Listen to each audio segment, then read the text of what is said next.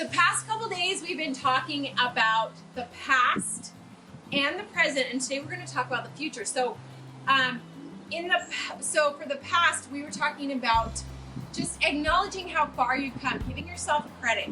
And then yesterday we talked about accepting where you're currently at in your current state. And then today we're going to talk about coaching yourself on your future journey. So when I was a teenager, I ran cross country, and one of the reasons that I joined was because I saw this girl in my neighborhood running a cross country race, and I was so impressed by how encouraging everyone was during her race. Like, she had so much support from even people that didn't even know her, cheering her on, and I wanted that in my life, and so I joined cross country. I wasn't even a runner.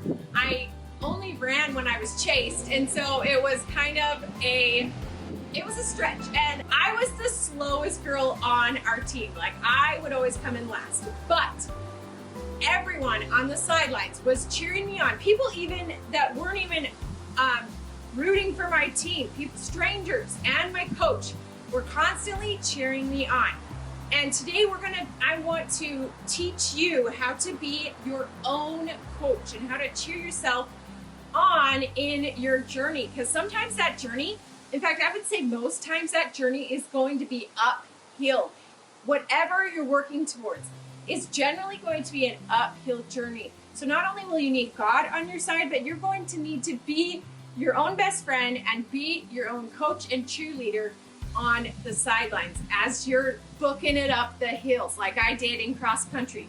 Those hills are rough, but and so number one, just accepting that there are going to be hills. Like, this is not going to be a walk in the park. This is going to be an uphill journey, and then learning how to coach yourself through this journey.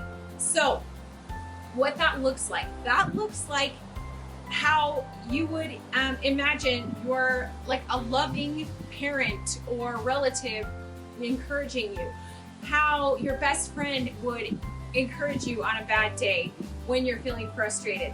That's how it's going to look in your head. You're going to have that kind of same conversation in your own head. And so I want you to, first of all, you have to kind of pinpoint your inner mean girl when she starts talking to you and telling you things that are to try to pull you down from not wanting to continue uphill. She's going to try to stop you on your journey to becoming a better person and to reaching your goals. And we have to, first of all, recognize that inner mean girl that's pounding on our door, trying to get in our head, and then we have to learn to talk back to her and coach ourselves through it so that we can continue on our journey. And so it's simply just giving yourself encouraging words, the kind of encouraging words that a loved one, a best friend would give to you. I once heard a quote that said, adulting is basically parenting yourself. And that's kind of what coaching yourself is. It's just being that cheerleader on the sidelines and talking back to that inner mean girl. So something that happened to me recently was I have 4 kids. We're not a very sporty family, but my youngest wanted to join lacrosse because his best friend was on the lacrosse team. So my husband signed him up, and it was my turn to bring him to his very first game. Well, I showed up late to his very first game, and we were scrambling.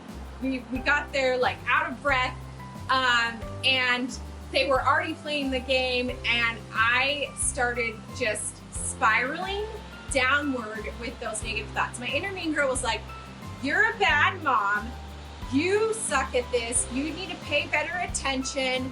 She started saying super mean things to me.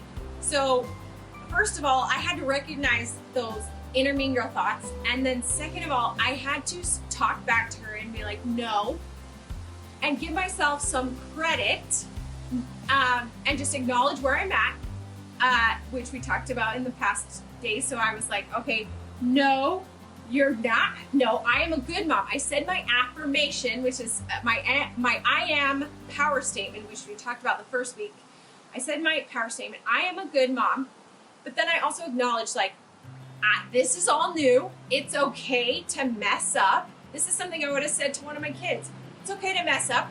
We're learning how to, do this lacrosse thing, and we're gonna make some mistakes on the way. And so I was able to coach myself out of that dark place. Learning to coach yourself is so important, because if you can coach yourself out of that dark place, you won't spiral down and down into depression and into some of those dark thoughts that can happen. And so today's assignment is, I want you to, number one, figure out one of the main messages that your inner mean girl tries to tell you constantly, the one that she just keeps like pounding on the door saying. Pick one of the messages your inner mean girl says, and then I want you to comment below and share what a loving friend or family member would say back to her to coach. And that's how you will learn to coach yourself out of those negative thoughts. Okay, so I can't wait to see your comments below, and also tag me in your stories at Kelly Franz.